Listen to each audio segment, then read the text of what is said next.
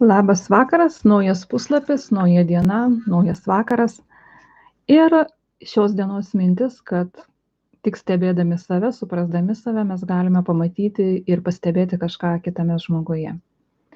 Lygiai taip pat skaitytos knygos ištraukoje tęsiama mintis, kad mes kiekvieną dieną, kaip ir atliekame toliau egzaminą ir tos dienos rūpesčiai arba tos dienos pergalės yra savotiškai vakare nubraukiamos ir kitą dieną mes vėl turime iš naujo kurti savo pergalės, kovoti su savo pralaimėjimais ar tiesiog priimti dieną tokią, kokia yra ir pasirinkti ėjimą į ją sąmoningai, atvirai, atvira širdimi ir nugyventi ją kuo geriau. Šį vakarą aš siūlau labai tokią paprastą praktiką, tai jinai vadinsis stebiu save. Labai norėtųsi, kad šiandien man reikėtų kalbėti kuo mažiau ir arba tiesiog atlikite taip, išklausykite manęs ir atlikite praktiką, įsijungę mėgstamą melodiją ar tyloje. Bet tai, kad iš tiesų praktikos pavadinimas yra esu su savimi, stebiu save. Ir stebėjimo esmė piešiu neurografinės linijas ir apskritimus ir seku savo kūno pojūčius, savo emocijas ir savo mintis. Ir kiekvieną pastebėjimą palydžiu fraze, kad aš matau tave, aš leidžiu tau būti, aš pripažįstu, aš džiaugiuosi, kad esi. Jeigu labai reikia, bandom kažką truputėlį pakeisti. Taigi, labai lėtai aš piešiu neurografinę liniją ir tuo metu pajauskite, kaip kvėpuojate, kaip iš jūsų šnervių oras išeina, įeina. Pajuskite, kaip ranka jaučiasi laikydama markerį. Pajuskite apskritai, kaip jaučiasi ranka. Apžiūrėkite, kaip jaučiasi vidinių žvilgsnių, apžiūrėkite, kaip jaučiasi jūsų kojos, kaip jaučiatės sėdėdami ant kėdės.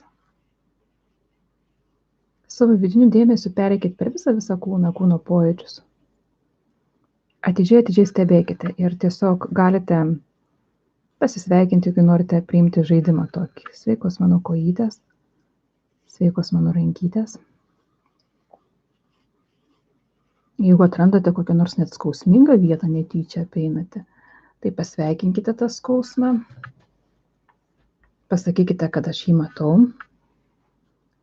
Aš tikiu, kad pačioje pradžioje kai kam atrodo gal ir juokingas tas pasakymas, bet tas atpažinimas, pamėginkit, pažaiskim. Šis žaidimas tikrai nepakenks niekam, bet naudos tikrai padaryti gali. Ir stebėkime, ar kyla kažkokios mintis, kokios mintis kyla, kokios emocijos. Jeigu ateiti minčių gali visokiausių, bet jeigu ateina kažkokia mintis destruktyvi ir nelabai jinai jums patinka, tai pamatykite tą mintį, pasisveikinkite ir sakykite, aš renkuosi dabar galvoti apie gražius dalykus. Apie pavasarį, apie vasarą, apie atostogas, apie dar kažką. Nes kur nukreipiate mintį, kur nukreipiate dėmesį, ten jisai ir apsistoja. Man labai patinka pasakymas, kada sako, kad negalvok apie baltą mešką, ar ne? Tas palyginimas, kur yra. Tai jeigu mums pasako negalvoti apie baltą mešką, mes neišvengiamai apie tą baltą mešką galvojame.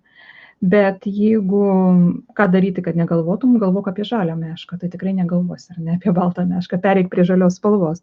Labai lengva nukreipti mintį. O paskui jau nuo tos meškos galima prie meškiuko, prie dar kažko ir nueini nuo to, apie ką nenori galvoti. Ir tiesiog pabūnam su savo mintimis, aš esu aš atsipalaiduoju, aš pailsiu, aš pasiekiu ramybę. Galima tiesiog keliauti, stebėti ir aš kartoti tokias frazes kaip man ramu, man gera, aš pasiekiu ramybę. Aš ilsiuosi, aš paleidžiu ir išpiešiu ant popieriaus visą dieną buvusį nuovargį, nerimą. Aš leidžiu tam nuovargiui, nerimui tiesiog išsipiešti ant popieriaus ir tiesiog tegu būna, aš palieku tai. Ir kai mano nuomonė jau yra pakankamai linijų piešiam tiek, kiek norisi, aišku, kuo daugiau, tuo geriau, bet tiesiog, kai ateina vidinis toks suvokimas, kad linijų nebereikia, tai ir nebepiešiam.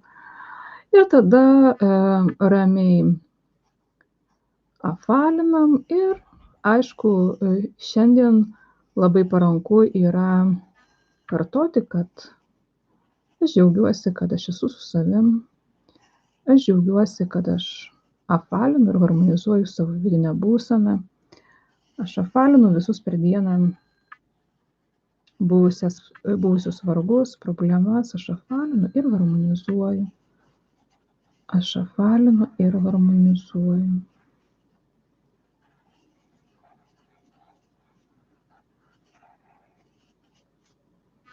Ir tiesiog vėl apvalindami, harmonizuodami, pajauskim, kas vyksta viduje. Prisiminkim, pagalvokim, kaip vaikšto mano ranka, kaip jinai jaučiasi, stipriai ar nestipriai spaudžia markerį. Tiesiog visa koncentracija tegu būna į jūsų rankas, nes kartais mes apie savo rankas nepagalvojam, pamirštam. Tol, kol jos, aišku, nepradeda skaudėti. Kažkas nenutinka. Bet atkreipkime dėmesį ir pasidžiaugkime savo rankomis tol, kol jos neskauda. Kol nėra jokių problemų. Gražiai vaikštom linijos, matot, aš kartais pakartoju linijas, man patinka tomis pat pereiti kažkokią galbūt nereikalingą bangelę ištaisyti. Kai kur aš nueinu, sujungiu, man norisi prijungti kažkokią liniją. Neurografikos technikos piešinukai, jie niekada neturi galutinio tikslo. Kūryba vyksta čia ir dabar. Dėl to, jeigu man viduje yra troškimas kažkokią liniją sujungti, apjungti, pagražinti, patobulinti, pereiti dar kartą, aš tai ir darau labai ramiai, nekreipdama dėmesio ir nekeldama klausimų, ar tai galima. Taip, šitoje technikoje yra kai kurie dalykai, kurių negalima ar nedaryti. Tiksliau, kurių negalima daryti. Tai yra palikti neužapvalintų piešinuko, geriau nereikia. Nes, nebent jau nori kažką labai tokio aštraus apmąstyti, jeigu ypatingai didelis piešinys A4 ar A3 yra nupiešiamas ir yra daug neužapvalintų kampų, o tikslas yra harmonizuoti savo savijautą, tai neužapvalinus žmogus gali blogai pasijausti. Bent jau nepasiekti norimų rezultatų. Ne taip blogai, kad ten kažkas jau ypatingo, bet aišku, jeigu žmogus nori pakelti savo energiją, tai jau yra kitos technikos, bet šiandien mes apie tai nekalbam. Mes kalbam apie tai, kad mūsų diena yra šviesi, mes rinkomės šviesią dieną, bet tai, kas nutiko dieną sudėtingesnio, mes apvalinam, harmonizuojam, paleidžiam. Kai kur matot, kada apvalindama man išeina tiesiog dar nupiešti dar vieną apskritimuką kažkur, tai man tiesiog viduje aš jaučiu, kaip rimsta mintis, aprimsta net kūno pojūčiai.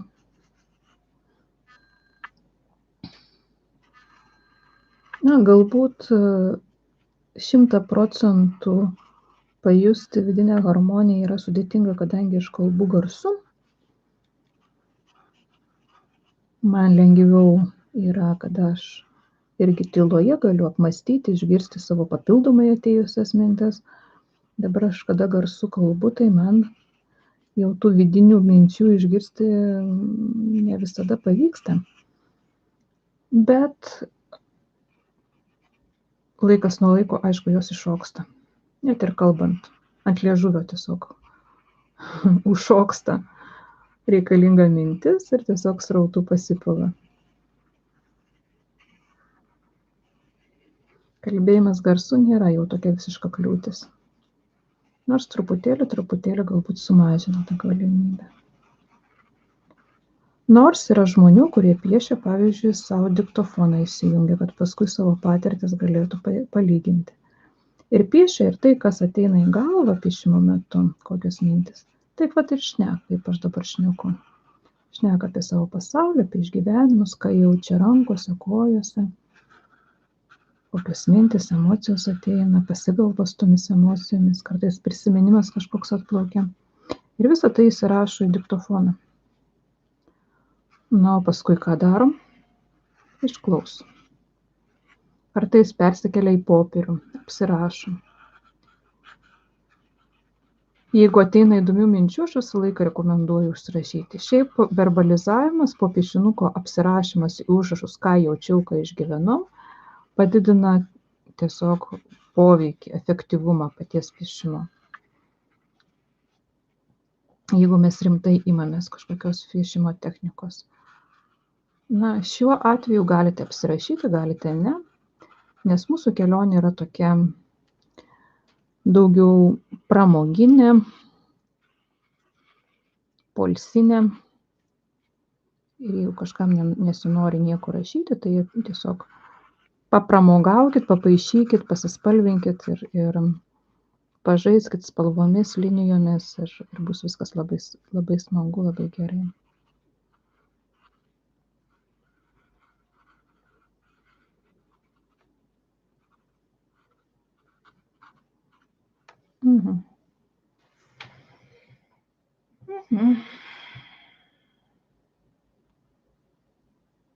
Taip, aš dabar galiu arba spalvinti, arba įvesti įvairiausių apskritimų, arba nieko nedaryti. Tiesa, dar vieną variantą aš galiu dar kažko paprašyti ir įvesti visatos linijas. Bet šiuo atveju aš tiesiog pailsėjau. Brėždama linijas, aš pailsėjau apvalindama. Kai aš užapvalinu, aš galiu ir pabaigti. Aš galiu kitą dieną grįžti prie šito piešinuko, arba aš galiu jį palikti visą laiką tokį. Šiuo atveju aš pasirenku palikti. Jei kas nors norite, tai kiti žingsneliai būtų atrasti figūras, apskritimus nupiešti, nuspalvinti, arba nupiešti tas storasias linijas, prašant, sakykime, ramybės, pagalbos, arba palikti būtent šitaip. Rytoj tęsis mūsų kelionė, rytoj tęsis mūsų temos ir rytoj bus irgi panaši tema. Toliau keliaujam į šviesą, šiandien jau šviesesnės spalvos ar ne yra. Ir kai aš prisėsiu prie šito piešinuko, kai aš prisėsiu prie piešimo praktikos ir atsiversiu šitą piešinuką, aš tiesiog paklausiu savęs, ar aš noriu tą patį piešinuką baigti, ar aš noriu kalbėti per linijas, per piešimą apie kažką kitą. Aš įsiklausysiu į tai, kai kitą kartą prisėsiu prie šito piešinuko. Ir leidžiu šiandien pabaigti toje vietoje. Manau, jums irgi buvo smagu paklajoti, pabraižyti, pabūti be skubėjimo, be skubos. Matom, mes dabar užtrukome tik tais maždaug 10 minučių, atmetus mano kalbėjimą pradžioje ir dabar pabaigoje. Kas piešiate į didesnį lapą, galbūt dar ir dabar apvalinate, tai linkiu ramiai suapvalinti, ramiai pabūti su savimi, susikurti gražią atmosferą, galbūt šalia pasidėti gardžios arbatos, užsidegti žvakę, muziką ir tiesiog keletą minučių pabūti su savim ir harmonizuoti. Jeigu piešiate ten kur nors įsitaisiusios fotelyje, sofoje, tai gali, aišku, ir per televiziją kažką rodyti, bet kažkaip rekomenduočiau, nebent per televiziją rodo kokį koncertą ar kažkokį harmoningą laidą.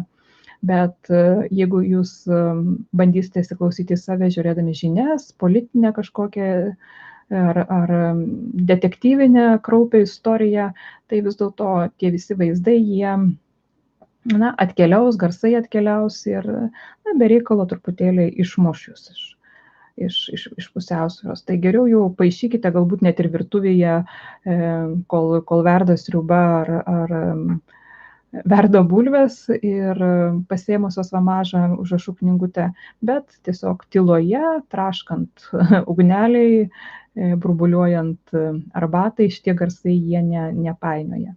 Tegu būna tiesiog tokia laisva akimirka, bet be labai tokių aštrių išorinių trukdžių. Maždaug 15-10 minučių savo, papaišymui, atsipalaidavimui, išleidimui emocijų, pabuvimui su savimi, vakare galite sau leisti.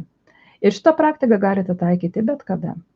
Šiandien mes prisiminėme su kai kuriomis galbūt išmokome. Ir aišku, rekomendacija, kad šitas poilsis tai yra labai geras pratimas pailsėjimui. Ir iki rytojaus. Gražaus vakaro.